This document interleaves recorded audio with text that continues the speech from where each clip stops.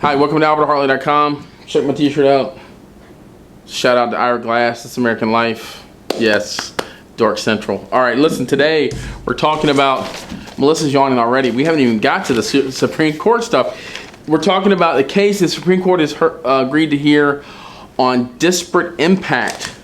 Disparate impact. All right, let's check this out. Disparate impact is a statistical hogwash, basically, that says, and it's dealing with the housing market. And now look, if you're a developer, a banker, a loan officer, this is going to really impact you. The Obama administration has taken this idea and started applying it across the board on how they establish discrimination. So here's the theory, okay?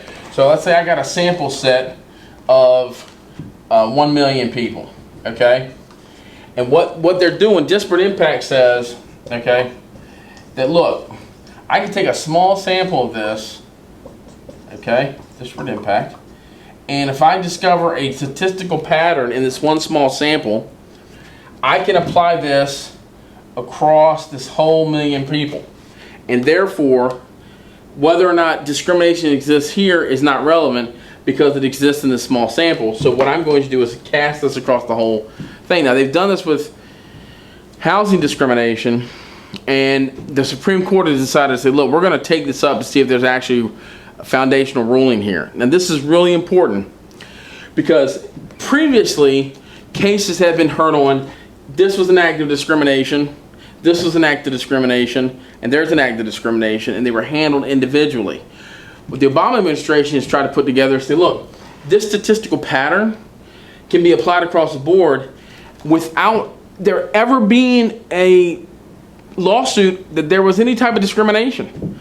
We're just basically taking economic theory and saying, well, because these statistics exist, there is a discriminatory pattern here.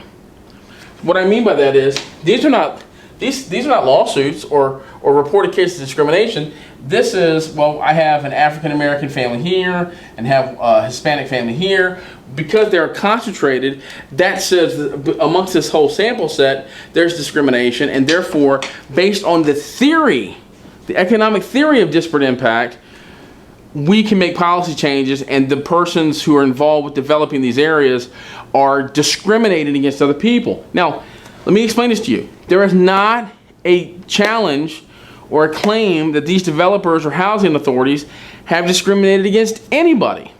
This is literally a bureaucratic determination from someone in DC who's taken some statistical samples and said, because of the demographic makeup of this small sample set, they're discriminating. They're not basing that off a complaint of discrimination.